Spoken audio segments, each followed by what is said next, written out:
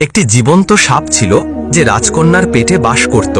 প্রতি রাতে এই সাপ তার উপর নিয়ন্ত্রণ নিয়ে নিত।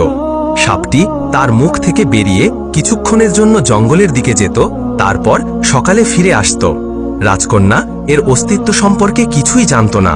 প্রাসাদের সবাই জানত না যে একটি 7 মিটার লম্বা সাপ তার ভেতরে বাস করছে।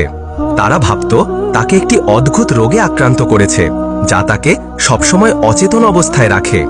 এই সাপটি তার শরীরের ওপর কবজা করে তার চেতনার ওপর নিয়ন্ত্রণ নিয়ে নিয়েছিল।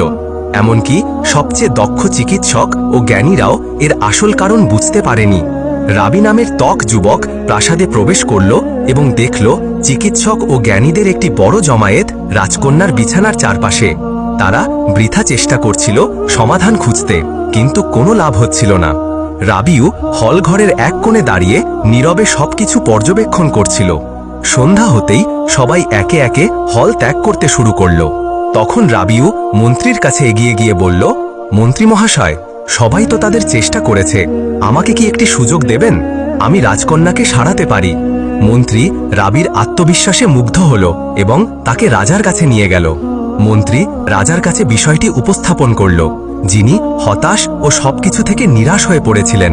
তিনি রাবিউর দিকে হতাশ দৃষ্টিতে তাকিয়ে বললেন, বলো যুবক, তুমি আমার মেয়েকে কিভাবে সারাবে? রাবিউ পূর্ণ আত্মবিশ্বাসে বলল, মহারাজ, আমাকে শুধু একটি রাত দিন। আমি রাজকন্যার সাথে একা সময় কাটাবো। হয়তো আমি তার রোগের রহস্য বুঝতে পারবো। আমার একা তার সাথে থাকা জরুরি, যাতে আমি মনোযোগ দিয়ে এমন কিছু লক্ষ্য করতে পারি যা অন্যরা দেখতে পায়নি।